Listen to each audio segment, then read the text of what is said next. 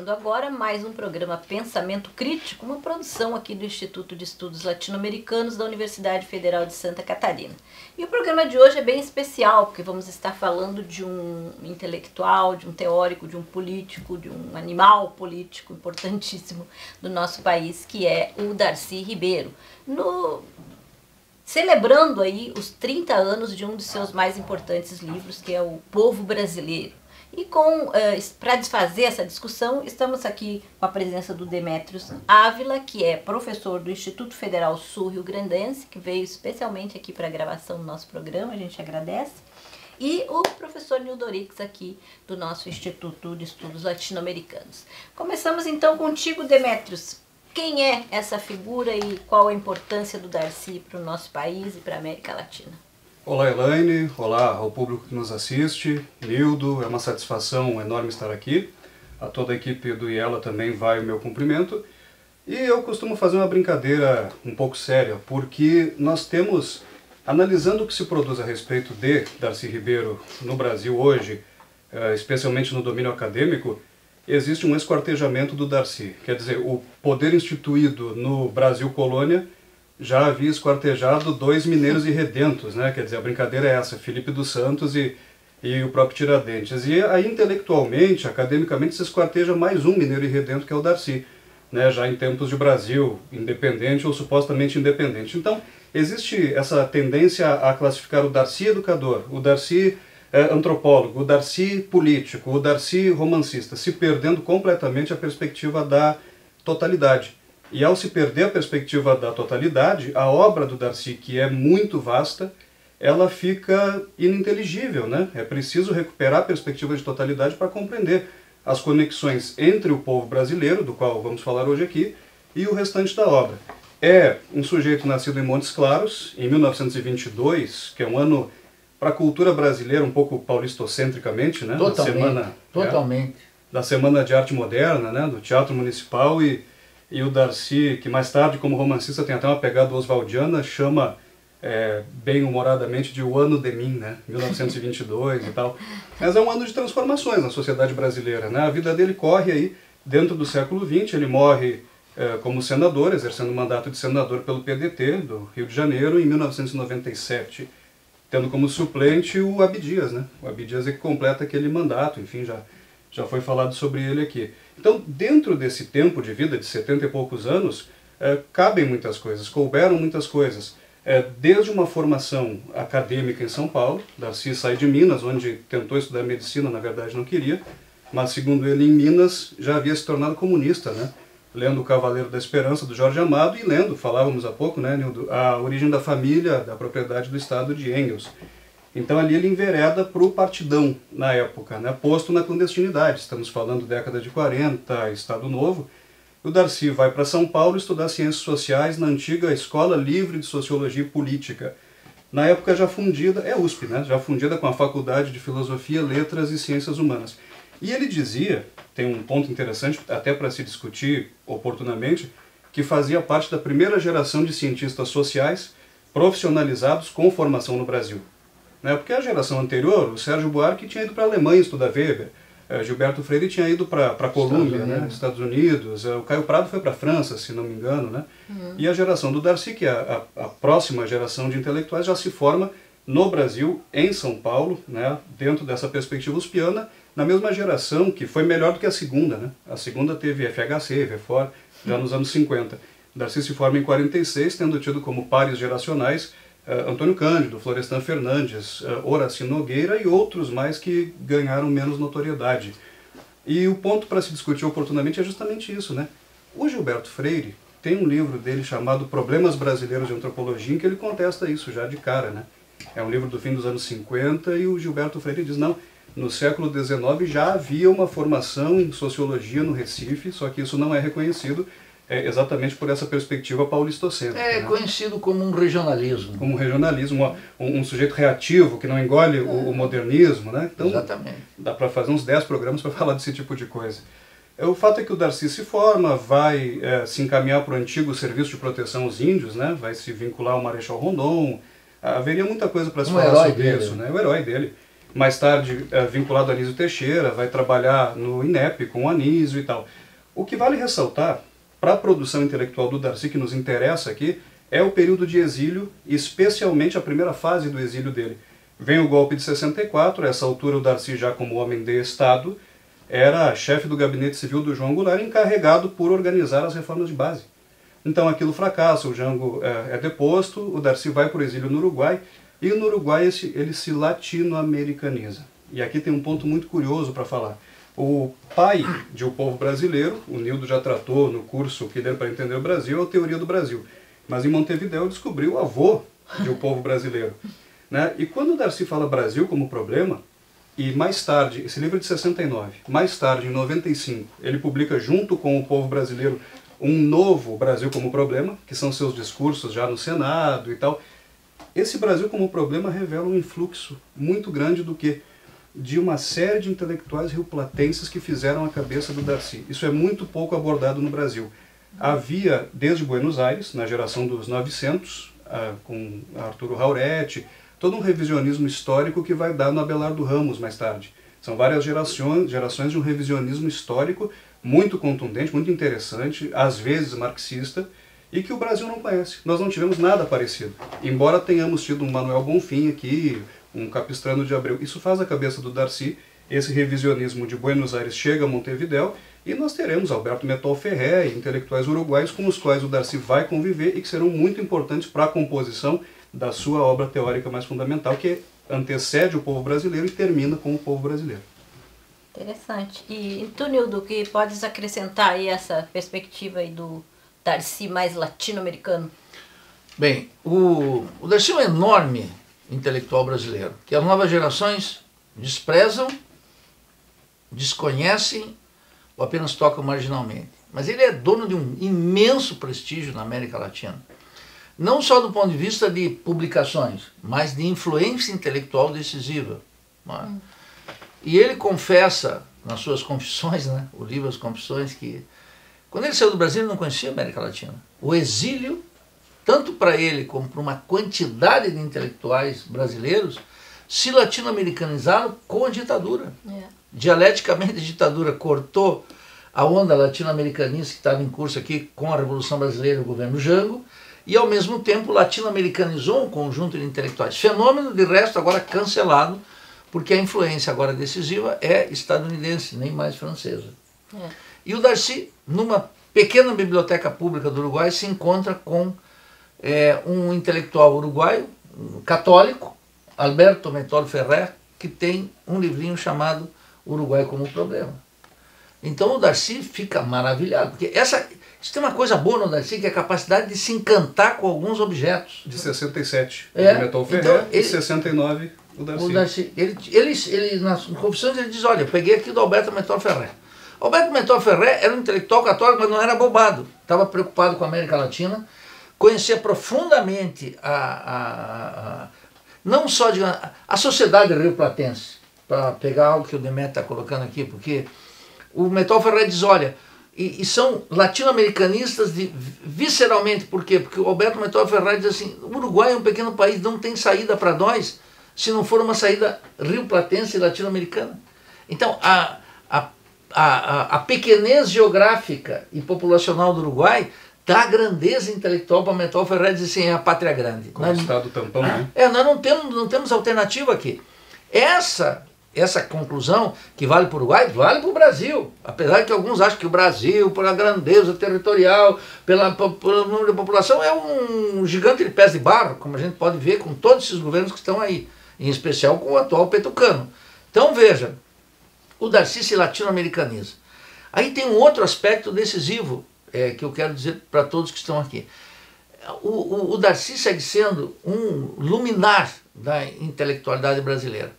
Mas ele foi derrotado, especialmente no terreno da antropologia, porque ele é conhecido como antropólogo, né? E de fato ele é um grande antropólogo. O povo brasileiro, um trabalho de antropologia, embora pode ser lido por ciência política, etc.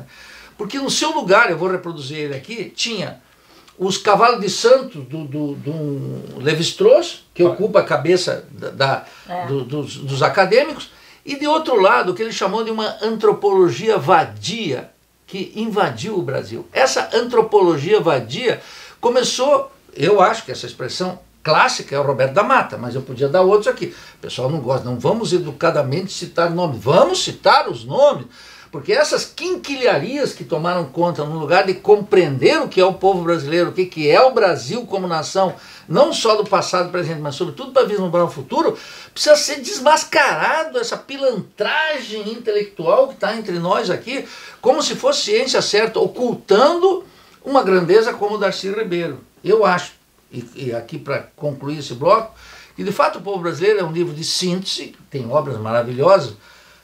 Eu já disse outras vezes, né, o Dilema da América Latina é o livro mais político do Darcy, mas é claro que eu não posso deixar que conclui uma fase de dizer que o povo brasileiro é uma síntese que todo militante político e todo intelectual deve ler.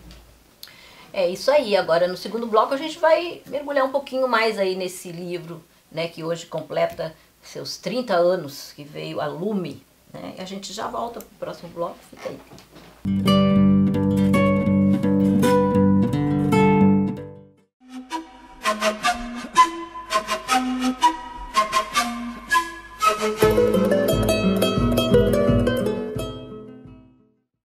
Gregório Seltzer, um argentino que foi jornalista, escritor, historiador, professor e pesquisador do Centro de Estudos Latino-Americanos da Faculdade de Ciências Políticas e Sociais da Universidade Nacional Autônoma do México. Ele é autor aproximadamente de 45 livros sobre a América Latina e suas relações com os Estados Unidos, que ele trabalha sempre no conceito de imperialismo. Ele conjugou um jornalismo honesto com uma militância política, socialista e compromissada com a pátria grande. Tanto que teve que se exilar da sua Argentina, porque foi ameaçado de morte pelo comando de caça aos comunistas. Chegando no aeroporto de Ezeiza, ele foi avisado de que não deveria sair daquele local. E dali mesmo ele embarcou para o México, onde ficou o resto da sua vida. Teve muita dificuldade em resgatar suas coisas e principalmente a sua biblioteca, que hoje faz parte de um acervo da Cidade do México. Ele deixou um legado muito importante, principalmente tudo que ele deixou está nos arquivos da Universidade Autônoma do México. Veja que ele organizou uma enciclopédia das intervenções estrangeiras na América Latina. Ele começa com a doutrina Monroe e chega até os dias de hoje. E por intervenção, ele entende não apenas a militar, mas a política, a social, a diplomática e por aí vai. Portanto, intervenção estrangeira na América Latina virou uma enciclopédia. Como jornalista, ele se dedicou muito à América Central. E na América Central, principalmente a Nicarágua. Tanto que sobre ela ele escreveu vários livros, sendo um deles muito famoso, que é General Sandino, o General dos Homens Livres. E um outro, O Pequeno Exército Louco, que ele vai contar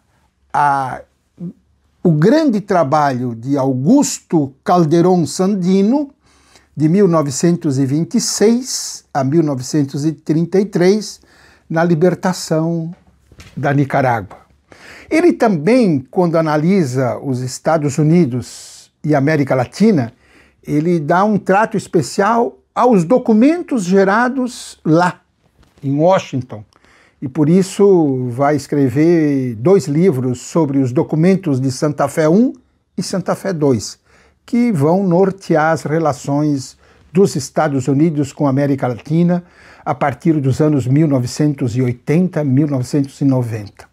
E também publica sobre a violação dos direitos dentro dos Estados Unidos. Vai mostrar que a pátria que se apresenta como democrática é uma pátria que viola sistematicamente os direitos humanos, principalmente das mulheres e dos negros e dos latinos que para lá vão.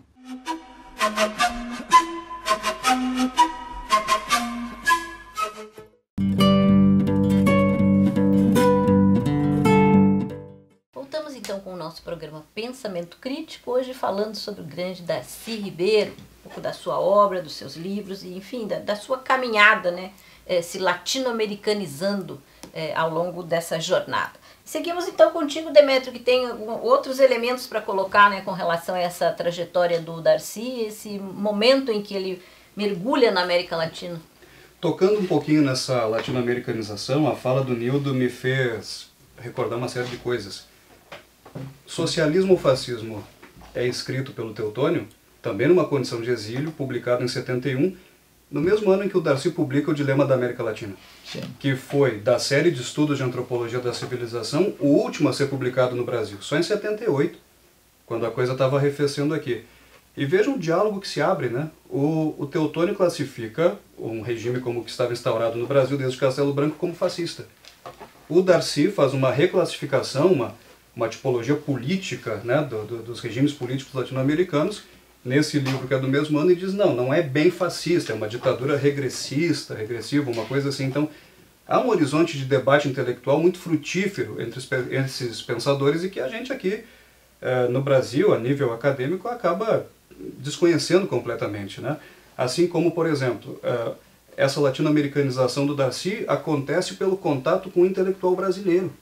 Já morto, Sim. em 1932, o Darcy chega ao Uruguai em 64 e redescobre que é o Manuel Bonfim, que foi mencionado aí. Vejam que coisa curiosa. Outra brincadeira séria que eu faço, né? Nos anos 90 se dizia, temos um príncipe da sociologia que é o FHC. É um horror isso. Se a gente toma sociologia no sentido mais amplo e pensa em ciências sociais e categoriza príncipe como herdeiro, como legatário, é o Darcy. Porque na sua formação na USP ele aprendeu muito mais extracurricularmente determinadas coisas. Em 1943, 44, ele era bolsista de um professor chamado Mário Wagner Vieira da Cunha. E por conta disso foi obrigado a ler e fichar todo o ensaísmo social brasileiro, romances regionalistas, e tudo isso vai ecoar mais adiante em O Povo Brasileiro, principalmente naquela parte em que ele fala dos Brasis. Tem Euclides da Cunha ali, tem Oliveira Viana ali, tem Guimarães Rosa ali, tem muita coisa ali. Mas ele desconhecia o Manuel Bonfim. Chega a Montevidéu, e eu tive a oportunidade de pegar na mão esse mesmo livro que ele consultou na biblioteca do Legislativo, lá, né, em Montevidéu. Esse livro, comprado em Pelotas, no Rio Grande do Sul, foi parar em Montevidéu. Algum latifundiário que tinha terra que começava no Rio Grande do Sul e acabava no Uruguai deve ter deixado por lá. E o Darcy se encanta com aquilo. Quer dizer, olha esse pensador aqui, América Latina, mares de origem, 1902, 1903, desconhecido do público brasileiro também por quê? Porque à época o Silvio Romero, o Nildo já trouxe o Silvio Romero, detonou ele. Detonou o Manuel Bonfim justamente por ser um livro de enfrentamento do racismo científico. Mas detonou erroneamente, porque o Silvio Romero, que é o pai da crítica no Brasil, para mim é o Silvio Romero. O problema é que o Silvio Romero, com essa ciumeirinha pequena, foi lá e detonou no livro América, detonou o Manuel Bonfim. O Manuel Bonfim nunca respondeu. Mas pelas teses racialistas também.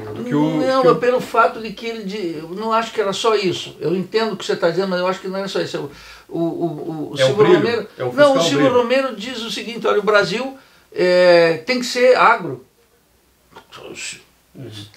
Isso e é legal pensar também que o Manuel Bonfim conhece a América Latina também na Europa, né? Também fora da América. E depois faz a trilogia sobre o Brasil, que aí é incorporada. Em Paris, Em Paris. E a trilogia sobre o Brasil, que depois é resumida por um tal Carlos Maú, utilizada pelos integralistas. Então isso queima o filme do Bonfim por um tempo aqui no Brasil também. Daria para fazer um programa sobre o Bonfim também. Né? E um sobre o integralismo, porque o integralismo tem duas faces aí também. Voltamos para o Darcy.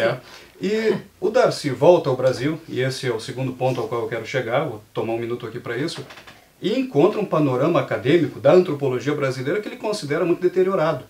Voltando do exílio, ele escreve um ensaio, está lá nos Ensaios Insólitos, chamado Três Pragas Acadêmicas. E as três pragas acadêmicas para ele são, em primeiro lugar, os brasilianistas, né, os Skidmore da vida, que aqui estavam, né, só eles podiam falar sobre o Brasil. eram autorizados no cânone acadêmico, pelo cânone acadêmico. E pelo Estado, né? E pelo Estado. E a gente sabe, né, o que está por trás disso, né? A segunda praga acadêmica, os cavalos de santo, como o Darcy fala, os repetidores aqui de Lévi-Strauss, Poulanças e etc. E os marxistas dogmáticos, ele diz, né, que não conseguem fazer nem sequer uma exegese adequada dos textos de Marx, do marxismo em geral. E isso faz talvez com que o Darcy envereje por um caminho do romance, né? Ele chega a dar de volta ao Brasil em 76, 77, uma entrevista a Clarice Lispector dizendo, olha, o romancista é que é a voz e a boca do povo. Se eu não puder me fazer ouvir por os índios e a civilização, eu vou escrever uma ira. Por isso que não se pode esquartejar o Darcy, né, como eu disse de início.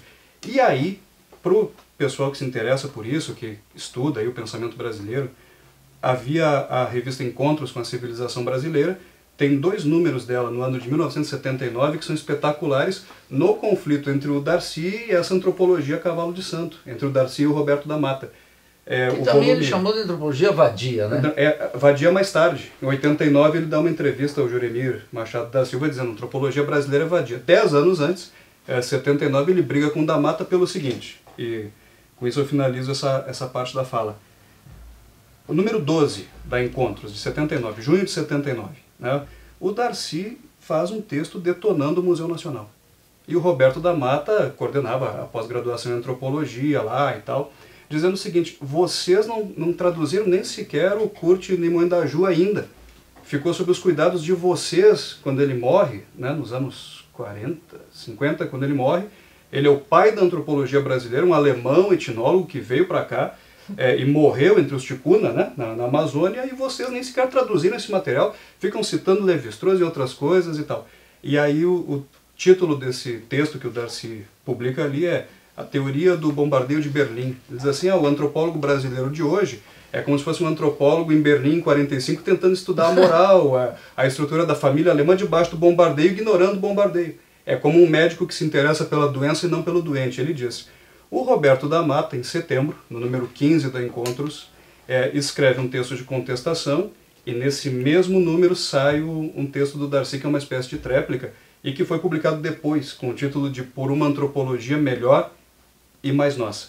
Então ele tem esse confronto, né, no retorno ao Brasil, com essa nova geração de estrelas da antropologia brasileira. Nova e dominante. E essa antropologia, né, do Darcy, que também é interessante, né, que agora a gente vê os indígenas tomando para si a discussão do tema indígena, que é muito importante, né, mas também que não se pode esquecer, né, esse trabalho magnífico também do Darcy com os índios e a civilização, que também é um pré-povo brasileiro, né? Pela tipologia. Mas tem um problema aí nesse resgate indigenista contemporâneo, é contra Darcy Ribeiro. É contra, sim. Percebe? É contra então, porque ele é branco, né? Como se o fato de ser branco não é o tal lugar de fala.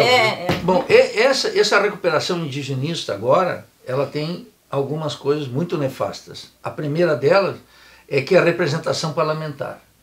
Então, o que nós estamos vendo? Quanto maior tem sido a representação parlamentar, menos controle sobre os povos, cultura e território estão ocorrendo.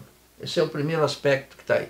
Segundo, não é a afirmação de uma nacionalidade brasileira em que o componente indígena é uma das nossas raízes profundas. Povos testemunho. Os povos testemunho. É um fomento da Embaixada dos Estados Unidos, das universidades gringas e das ONGs. E de uma intelectualidade, de um academicismo bocó e boçal, que ignora o Brasil, que ignora algo muito importante que vem do Silvio Romero, vem de outros, e o Darcy recupera, que é o Brasil pela sua grandeza. Uma das questões fundamentais de estudo no Brasil é estudar o regional. Porque há uma diferença gigantesca entre o que é o Acre, o que é Recife, o que é Rio Grande do Sul, o que é o interior de São Paulo, o que é o norte do Rio de Janeiro. Por isso a segunda parte do povo brasileiro, o Darcy diz, a história se passa mesmo nos quadros locais. E aí tem os Brasis, o Brasil crioulo, caboclo, sertanejo, sulista. Isso, mas esse local não é esse abobamento do local. Não é o singular na sua essência, né? É o regional. Então esse aspecto do regional, ele não invalida a concepção geral, ele vitaliza essa concepção geral. Porque decompõe para ficar mais inteligível, Nildo. É método, né? Então, método. Tem uma recuperação indígena aqui que é anti-Darcy. Como tem uma recuperação da questão racial em relação aos pretos no Brasil e ao negro no Brasil, que é antinacional, que é completamente antinacional. E no Darcy está essa totalidade, que se expressa de maneira geral em o povo brasileiro, afirmando as nossas raízes, mas não tem nada a ver com essa coisa de a diáspora africana, essa idealização de uma África que nunca existiu nem lá no continente africano. É uma nacionalização do problema. Essa recusa ao nacional tem que matar o Darcy Ribeiro como um antropólogo da primeira linha brasileira. Mas o evolucionismo também, né? Isso daí também é um ponto de crítica. Daria para a gente se estender mais sobre isso em outra oportunidade, mas por ele se valer de um evolucionismo multilinear e tal, isso no momento em que viceja, nos anos 60, 70, o estruturalismo, depois pós-estruturalismo, no mundo acadêmico, né? No próximo a gente volta com mais o tema Darcy é gigante, né? A gente tem ansiedade de falar muitas coisas, mas a gente já vem, fica aí. Voltamos então com o nosso programa Pensamento Crítico, uma produção aqui do Instituto de Estudos Latino-Americanos. E hoje falando sobre Darcy Ribeiro e discutindo isso, a obra gigante que parece fragmentada em vários temas, mas que na verdade tudo tem uma ligação, né? E um exemplo disso é a questão da educação, né? O Darcy Ribeiro, que foi secretário do Brizola, que pensou a escola, isso tudo estava ligado com essa discussão que ele tinha, com esse pensamento que ele tinha sobre o país, sobre o Brasil, sobre o povo brasileiro. Pesa sobre ele, né, a nossa LDB, que nós vivemos brigando contra ela, né, principalmente nós, os técnico-administrativos, mas não dá para falar, né, desse monstro intelectual que é o Darcy Ribeiro sem colocar essa questão educacional, né, Demétrio? O Darcy teve uma briga muito grande com Florestan Fernandes nos anos 90. Primeira metade da década de 90. Isso é facilmente encontrável porque ambos escreviam na Folha de São Paulo semanalmente e sempre um respondendo ao que o outro havia escrito na semana anterior, publicado na semana anterior. Até o Florestan tinha uma coluna permanente na Folha, né? Isso é uma coisa complicada. Né? Mas, que o Darcy assume depois que o Florestan morre. Então, né? Mas o Florestan, deputado pelo PT, chegou a ser constituinte até, e o Darcy, senador pelo PDT. Os dois eram amigos, né? Eu mencionei, estudaram juntos na USP nos anos 40 e tal, e morrem brigados, exatamente porque o Darcy pede vista e vai fazer um substitutivo ao projeto, no Senado, ao projeto que a Câmara estava elaborando, e o Florestan acaba escrevendo que coisa autocrática, tinha que ser pedetista, porque o Estado Novo, porque não sei o que e tal, e isso vai dar na LDB sancionada no final de 96, né? Dezembro de 96. Com essa excrescência do 70-30. Isso, mas de todo modo, uma das brigas com o Florestan sobre a paridade, né, também. Mas tem uma coisa importante, o Darcy é muito conhecido, e até quando ele chega no Uruguai ele é acolhido pela Universidade da República por ter sido idealizador da Universidade de Brasília, primeiro reitor, junto com a Anísio Teixeira, nomeado. Porque um reitor como o Darcy, pelo voto, não ganha. Não ganha. O Anísio abriu mão, né, do reitorado, claro, e coloca o Darcy lá. Não queria se ausentar do Rio, a capital ainda, o Rio, e INEP ainda estava lá, o Anísio não quis ir para Brasília, botou o Darcy, né, vai que atua. E o Darcy chega a Montevidéu e aí tem o plano Maggiolo, né? O Mário Cassinoni é o reitor, recebe o Darcy, logo morre, assume o Maggiolo e o Darcy vai trabalhar em reforma universitária no Uruguai, depois na Venezuela, no Peru, na Argélia, em toda parte. E disso vai resultar aquele livro Universidade Necessária. Porém, quando se toca no tema da educação básica, uma briga que eu tenho com os teóricos aí do Darcy, educador, e acho que o esquartejamento que fazem tem muito a ver com isso, os CIEPs do Darcy, os Brizolões nos anos 80, o Darcy vice-governador, acumula um cargo de secretário, tem o horizonte liberal, do individualismo liberal, como se fosse a perspectiva do Anísio lá nos anos 30, né? Das escolas Parque na Bahia, que seriam a matriz dos CIEPs, e eu digo e afirmo categoricamente, não é. E digo isso por quê? Por causa da latino-americanização do Darcy. Está lá publicado pela Ayacucho, que o Darcy ajudou a criar junto com a Rio Rama, em 74, até ele publica o Manuel Bonfim lá, e depois publica o Manuel Bonfim no Brasil já nos anos 90, pela mesma editora que está publicando os livros do Risério, né? Que teve aqui recentemente, né? Então, a América Latina é mares de origem. Mas voltando aqui, o Darcy conhecia profundamente Bolívar, conheceu no exílio. E se a gente vai à página da Ayacucho, dá para baixar lá a doutrina do Libertador. Discursos de Bolívar em que ele dizia, tá, tudo bem, estamos independentes agora, mas se não educar essa gente que lutou no campo de batalha, esse exército patriota, no tempo que patriota era patriota mesmo, de verdade, né, e tal, num outro contexto, se a gente não educar essa gente, a gente vai ser recolonizado. Essa é a perspectiva do Darcy, é bolivariana. Então o CIEP é socialista. É o mais próximo que se pode chegar de um socialismo, naquele tal socialismo moreno, do novo trabalhismo e tal. Tem nada a ver com o horizonte liberal de Anísio, com o individualismo. Pode guardar alguma semelhança com as escolas Parque da Bahia, mas o Darcy educador não é um Darcy liberal. Isso é um erro muito grande que muita gente grande na academia hoje, na área da educação, comete aqui no Brasil. Mas aí no campo da educação superior, infelizmente, ficou essa marca, né? Porque realmente esse problema da LDB é uma coisa que até hoje está aí, sem discussão, né? E lembrando que o Simão Bolívar era simoncista, né? Porque muito da ideia educacional de Simão Bolívar vem de Simão Rodrigues, seu professor. E essa crítica acadêmica ao Darcy, eu desprezo, vou dizer por quê. Porque tem uma trama grave aqui. Sobretudo centrada na LDB. Nós temos 18 anos de petismo.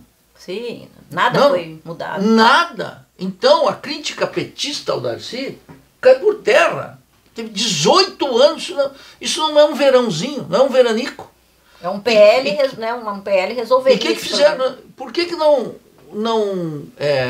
disciplina o artigo 207 da Constituição? Por quê? Pode fazer. Qual é o obstáculo? Quando tinha 80% de apoio, não faz. Quando tem 50%... esse projeto está na Câmara há décadas. Então não faz. Sabe por quê? Porque aqui tem um problema intelectual e político de fundo, que é o seguinte. A educação no Brasil, ela tem um controle empresarial, mercantil totalmente, e um controle religioso católico. Ambos são nefastos do ponto de vista de uma república laica. E qual é o problema? Como nós não temos um projeto de país soberano, independente, revolucionário, etc., como está lá no dilema da América Latina, então tampouco pode ter um projeto educacional. Nessa ausência completa, então se reduziu o problema educacional a um tema pedagógico, a uma pedagogização do tema educacional, cuja expressão máxima é Paulo Freire. Entra o católico, como se o drama educacional brasileiro pudesse ser resolvido com uma abordagem pedagógica. E não pode, é um assunto de Estado.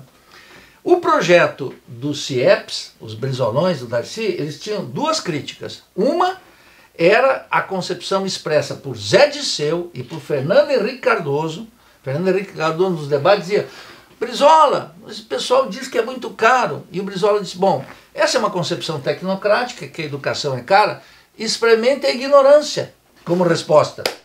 Percebe? E o Zé Disseu repetia a mesma coisa, porque o Lula, como o oportunismo orienta o Lula, ele dizia: bom, nós não podemos ignorar o que está acontecendo com o Brizolão e a concepção de uma educação em que o Estado cuida das crianças, que era uma dos objetivos mais supremos da Darcy, cuidar das crianças. Cuida das crianças, não com pé de meia, que isso me indigna. Isso é uma pilantragem. Cuida das crianças e deixa a mãe no trabalho. Aliás, o feminismo tinha que recuperar isso, mas o feminismo burguês também não quer isso. Então, o Darcy disse: bom, nós temos que cuidar disso. A crítica era muito cara. Sempre é a crítica. Que é a crítica, sabe de quem? Que faziam a Simão Rodrigues, o tutor de Simão Bolívar. Está lá nos textos de Simão Rodrigues. A educação é muito cara. Ele queria quem? Ele queria os colonos, os camponeses, os indígenas. Ele queria professores bem pagos. Bem pagos, tudo isso. E o primeiro tomo da Biblioteca da Ayacucho, que o Darcy ajuda a conceber com Ángel Rama e etc., e o petróleo venezuelano, e são os textos de Simão Bolívar, o tomo 1 da coleção. Então, só para te concluir isso aqui, é preciso encarar que Paulo Freire tem seu espaço na educação como pedagogo, o homem que lutou contra o analfabetismo e que lhe causou danos terríveis, teve que ir para o exílio. Bem, quem quer honrar Paulo Freire devia dizer para esse governo que está aí, todos os governos anteriores, que nós temos uma taxa de analfabetismo e analfabetismo funcional em alguns estados que alcança 30%. e que o analfabetismo funcional cresce. Como é que podem eleger o patrono da educação, Paulo Freire, e conviver com essa chaga? Então, o Darcy, nesse sentido, ele tem uma visão muito mais profunda. Paulo Freire não tem um projeto educacional para o Brasil. Pode pegar toda a obra, Pedagogia da Autonomia, tudo que você quiser. Não tem. Agora, o Darcy tem um projeto educacional. Por quê? Porque o Darcy tinha um projeto do Brasil revolucionário. Então, não se ordena a educação sem um projeto para o Brasil. Mas não é um projeto para o Brasil sem tecnocrático. É o projeto da Revolução Brasileira. O Darcy estava nas entranhas dele, só pensava nisso. Quem quiser uma demonstração, que veja o enterro do Glauber, que é depoimento mais das entranhas daquilo. As Ezequias que o Darcy Isso. redige. Então, eu acho que esse é um problema, a redução, a ausência, Elaine, de uma concepção efetivamente educacional como projeto da Revolução Brasileira que o Darcy tinha. Nildo, Álvaro Vieira Pinto. Não se pode falar de Paulo Freire sem evocar, em termos de educação popular, Álvaro Vieira Pinto. Não haveria Paulo Freire sem Álvaro Vieira Pinto. Outro ilustre desconhecido. Menos agora, mas é verdade. E esse negócio, né, de secar a educação que o Brizola propunha, me ocorreu aqui uma fala do presidente do Panamá, Omar Torrijos, num episódio em que ele chama os seus técnicos para ver o problema da conta da luz, e os técnicos fazem uma explanação de que a luz tem que custar tanto porque é explicado cientificamente e tal. Racionalidade econômica. Racionalidade econômica. Ele diz, você tem as suas razões, mas o povo tem a necessidade. Então vamos baixar a conta da luz. Isso é um presidente, né? Isso é um estadista. Omar Torrijos. Lindo, maravilhoso. Encerramos esse bloco, já voltamos.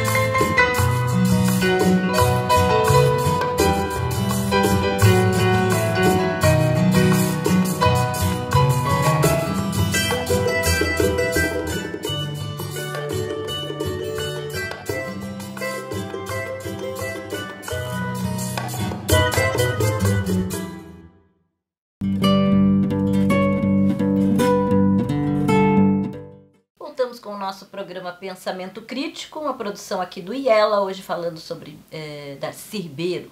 Mas antes de começar o último bloco, queria dar uma dica de leitura para vocês, um livro que fez um baita sucesso aqui na nossa Feira do Livro, promovida pela editora da UFSC, um livro que saiu agora também pela EDUFSC, que é o livro do Bolívar Echeverría, que é um equatoriano, teórico equatoriano, radicado no México, marxista, e que escreveu esse livro Virada de Século, um trabalho bem importante, um livro que está barato, né? É um livro muito bom, já fez um grande sucesso na feira, e a gente recomenda a leitura agora em português, né? Que é também muito importante, um autor que não tinha ainda essa tradução aqui para nossa língua, né? Então tá aí, ó, tá? Além da nossa coleção Pátria Grande, a EDUFSC também tem sua linha latino-americana e tal, e é bem legal, o Nildo agora está lá na direção da editora.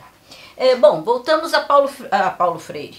Estávamos falando de Paulo Freire. Voltamos ao Darcy Ribeiro, Demetrios. E o Darcy Ribeiro, então, vamos agora falar desse livro, né, do povo brasileiro, onde ele traz também vários temas que ainda hoje são bastante candentes, né? Porque desde a discussão sobre os indígenas brasileiros, que também tem muita polêmica e tal, a ideia da miscigenação. O que se pode dizer desse livro? Bueno, Elaine, só um pequeno parênteses, né? Louvável o esforço de tradução e publicação dessas obras aqui. Eu, como historiador e sociólogo, ainda não li. Vou ler a partir do trabalho de vocês. Que bom. E por outro lado, eu penso também que deveria também haver um esforço de a gente aprender a ler espanhol, né? A perspectiva da Pátria Grande ficar mais consumada, né? Bem fundamentada. Bom, uma pergunta que foi o meu ponto de partida para analisar o povo brasileiro, escrevi um livro sobre isso, é: por que no contexto dos anos 90 o Darcy escreve aquela obra totalizante, ensaística? Ele parece um representante extemporâneo lá da tal geração de 30, lá do Gilberto Freire, do Caio Prado, né? Mas 60 anos depois, quer dizer, deslocado no tempo. E aí se poderia responder simplesmente, bom, ele era avesso ao monografismo. Uma das brigas dele com a antropologia brasileira desde o retorno do exílio era justamente essa. Não era um trabalho acadêmico, e sim um trabalho intelectual. Essa perspectiva de totalidade que ele busca, então, dizia ele, é para o brasileiro comum compreender como é que o país se fez. Mas tem outros elementos aí. Tem outros elementos que a gente só consegue analisar claramente observando o contexto e a intertextualidade. Por isso que eu digo, mais uma vez, ao não esquartejamento, né? Faço esse apelo. Interessante, a briga com Florestan Fernandes, depois de O Povo Brasileiro, que era sua obra-prima, o Darcy publica os Diários Índios. Estavam engavetados ali, fazia 50 anos, e quando perguntado, tá, mas por que publicar isso só agora, ele nunca respondia. Para mim, e eu coloco isso no meu trabalho, que o Darcy queria dar uma resposta ao Florestan, à função da guerra na sociedade tupinambá, dizendo assim, o Florestan só conhece índio de papel. Não, mas eu conheci de verdade. A propósito disso, desse contraste, que é verdade, os Diários Índios são 10 anos vivendo com os povos indígenas e são cartas de amor aberta, que é... Para quem gosta de uma pegada mais romântica, também tem esse apelo, esse convite à leitura. Mas o Darcy dizia, um pouco pegando um sarro, tirando um sarro, mas a única obra do Florestan que vai ficar é o Sobre os Tupinambás. Isso. Então ele dizia assim, para dizer o seguinte, o que ele queria dizer com isso? Não era um menosprezo ao Florestan, era para dizer assim, essa tua sociologia aí, que ele brigou contra o Guerreiro Ramos durante um monte de tempo, depois começou a fazer uma sociologia crítica... É defasada? Dançou. Agora, a tua obra antropológica vai ser lida daqui a 50 anos. E é verdade, né? E a função da guerra e a tese dele de doutorado vai ficar como... Agora, o que vai ficar para alguém com a visão do Darcy? O que acontece é que a antropologia atual ela despreza até a obra antropológica do Florestan. É verdade. E me lembrei agora de que numa das respostas na Folha de São Paulo, o Darcy chega a dizer: só eu tive paciência de ler os livros do Florestan, coitado dele, esse tipo de coisa. Mas instiga o pessoal que está assistindo a buscar essas querelas, são importantes para a gente compreender os movimentos das ideias aqui. Sim. Só que o Darcy, no Povo Brasileiro, coloca um subtítulo, a formação, olha lá os Grundrisse, né? Quer dizer, e o sentido é Caio Prado, que é Hegel, né? E o sentido do Brasil tem um sabor hegeliano naquilo ali também, que o Darcy já na maturidade está conseguindo consubstanciar, né? Na forma de uma obra. Eu tenho para mim, para não me alongar tanto, porque senão a gente poderia ficar muito mais tempo aqui, eu quero, para quem nos assiste, dar algumas chaves de leitura. Em primeiro lugar, o Povo Brasileiro é uma espécie de canto de cisne daquele trabalhismo brasileiro na derrota do Brizola, né, no pós-89. É um canto de cisne mostrando, olha, a minha geração, que era a mesma do Brizola e de outros, tinha um projeto de país bonito, bacana, assim, não deu para fazer, vai ficar para vocês, mas nesse livro eu vou motivá-los a perceber que o país tem como dar certo porque ele é bom, porque ele é feito, né, do que há de melhor na humanidade, que tem potência. Então é o testemunho de uma geração, né? Aí nesse sentido, Darcy é historiador, né? O histor, o juiz, ou testemunha do passado, na etimologia grega da coisa. Em segundo lugar, é um libelo contra as privatizações do FHC. Toda a história é contemporânea. Isso é um princípio escudado desde o século XIX, lá por um Benedetto Croce, passa pela escola dos análises. Quando a gente fala de hoje, na verdade, quando a gente fala do passado, a gente está falando de hoje. As naus que chegavam lá, que o Darcy descreve no Povo Brasileiro, e encontravam os indígenas lá vadiando, não aproveitando as potencialidades da terra, isso é a visão da multinacional dos anos 90 entrando aqui. É o passado como presente. Ao falar do Brasil de 1500, ele estava falando do Brasil dos anos 90. E isso historiograficamente é um princípio, né, que a gente segue para conseguir fazer uma análise mais objetiva. Então é um libelo contra aquilo, né? Ele está no Senado, não nos esqueçamos disso. Ele está no Senado fazendo oposição ao Fernando Henrique, que está assumindo a presidência e dizendo Era Vargas está morta, despoderadamente, filho de um general nacionalista que defendeu a criação da Petrobras, né? Quer dizer, mas o FHC dizendo Era Vargas está morta.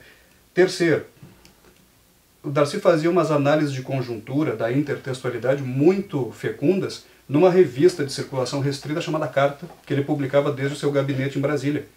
E ali ele interpreta, por exemplo, a expressão, né, do Bush pai, pós-queda do Muro de Berlim, estamos numa nova ordem mundial, e o Darcy está ali interpretando, discorrendo sobre que ordem é essa, né? Da calota de cima, do FMI, da dependência nossa se agudizando, se aprofundando, porque ele tinha... O Gunder Frank faz uma crítica a ele, né, que o Darcy é pendular, não sabe se é revolucionário, se é reformista, mas o Darcy tinha um conhecimento muito grande da teoria marxista da dependência e utiliza lá, nos estudos de antropologia da civilização, em grande medida também. O Darcy escreve O Povo Brasileiro, embora não cite isso diretamente, contra as teses do Francis Fukuyama, contra as teses do fim da história. A história acabou. O Fukuyama faz uma adulteração de Hegel, né? Confundindo na língua alemã fim com término, com finalidade. E o que ocorre ali? A história acabou. O último homem é do hemisfério norte. O último homem é o pai de família do filminho da Sessão da Tarde. E o Darcy escreve O Povo Brasileiro dizendo, não, o brasileiro é um ninguém. Tem esse conceito de ninguémdade. Ele está aberto só para o futuro, ele ainda não se fez. É uma teleologia. A história tem um ponto de chegada para nós aqui nos países subdesenvolvidos, para nós aqui no Brasil, que não é o mesmo ponto de chegada que estão alardeando lá. O nipo estadunidense Fukuyama trazendo uma teleologia perversa, né? O que venceu foi o capitalismo, foi o homem liberal, né, do clima frio. Não, o último homem será tropical, será mestiço, de um povo que ainda não se fez, como o povo brasileiro e os outros povos do terceiro mundo de modo geral. Essa é a leitura que a gente tem que fazer do povo brasileiro. Para terminar, embora o Darcy diga, aí é a crítica minha, que o povo brasileiro é o remate dos estudos de antropologia da civilização, o 6º volume, para mim é e não é. E não é contraditório, dialeticamente, tá? É e não é. Em que sentido? Ele se vale de categorias e de conceitos realmente ali no povo brasileiro que ele havia elaborado lá, no processo civilizatório, os índios da civilização, as Américas e a civilização, que é o segundo, depois o dilema da América Latina. Mas o contexto de produção é outro, vocês entendem? Sim. Existe uma historicidade na produção intelectual, como em tudo que nós fazemos como seres humanos, e na produção intelectual idem, né? Está dentro desse bojo. Então, o Darcy dos anos 90 é um Darcy que já não está no exílio, que é um senador, que sabe que não tem muito tempo pela frente, que quer dar esse testemunho. Então o povo brasileiro tem uma autonomia perante o restante da obra do Darcy, especialmente dos estudos, embora beba na fonte desses mesmos estudos para se estruturar. Nildo, finalizando aí? Bom, essa tese fica aqui como uma hipótese. Eu acho que é um contínuo, mas isso é objeto de discussão. O Gunder Frank dizia que o Darcy não era marxista, que era para lá e para cá, e quando analisamos a trajetória do Frank, ele também é para lá e para cá. Tem momentos que o Gunder Frank diz... E ambos apaixonados, né? Exatamente. Por essa historicidade, né? Recuperar esses contextos. Tem momentos que o Gunder Frank estava com um fervor revolucionário que parece que as massas iam à erupção a semana que vem. Depois vem a ressaca. E depois eu vi momentos dele falando lá no México, por exemplo, que era de um pessimismo absoluto, que não haveria mais futuro possível para nós. O Darcy mantém, creio eu, primeiro, um otimismo desvairado, que eu acho que é uma virtude de todo revolucionário. Sem isso não está. Mas não é um otimismo ingênuo. Ele tem atrás de si duas coisas. Primeiro, uma larga obra, gigantesca obra, em primeiro lugar. E em segundo lugar, muito importante, ele é atento às correntes que estão dominantes. Por isso que essa última parte é uma obra de natureza política, mais essencialmente política. Teve muita conversa. Esse livro é muito falado, pouco lido. Quando lido, é pouco estudado. Isso é um recado político. É quase como se fosse assim, todo mundo pega, ele saiu do hospital para escrever, fugiu e toda... É a culminância de alguém que está desesperado, vê que a vida está se exaurindo, e ele precisa dar um recado para o Brasil, para as novas gerações, para dizer, escuta, aqui tem uma legalidade histórica, tem um fio da história, não percam esse fio da história. Nova Roma, Somos a nova Roma. Nós somos o pequeno gênero humano. Isso vem de Simão Bolívar, total. Então, essa perspectiva que a juventude não pode perder, que os trabalhadores não podem perder, que é o projeto da Revolução Brasileira. Sem isso, não há absolutamente nada. Então, esse livro eu acho grandioso por 1 milhão de razões e mereceria uma discussão específica sobre que sobra o seguinte: leiam, estudem O Povo Brasileiro, do Darcy. Fica essa dica, né? É um livro importante, a culminação da obra, mas tem também, como a gente fala, né? É um autor que precisa ser conhecido também na sua totalidade, né? E se debruçar, ler os livros, estudar é fundamental, até para a gente também superar esse mimimi, né? Esse pessimismo. Então é isso, pessoal, tem um sendeiro, tem uma estrada, tem um caminho aberto, vamos seguir por aí, né? E eu queria agradecer muito ao Demetrios por ter vindo lá da Santana do Livramento, da fronteira com o Uruguai, para esse programa especial sobre o Darcy. Muito obrigada, querido. Faremos outros, com certeza. Nildo, obrigada. E a gente termina por aqui, mas nós voltamos. Tchau.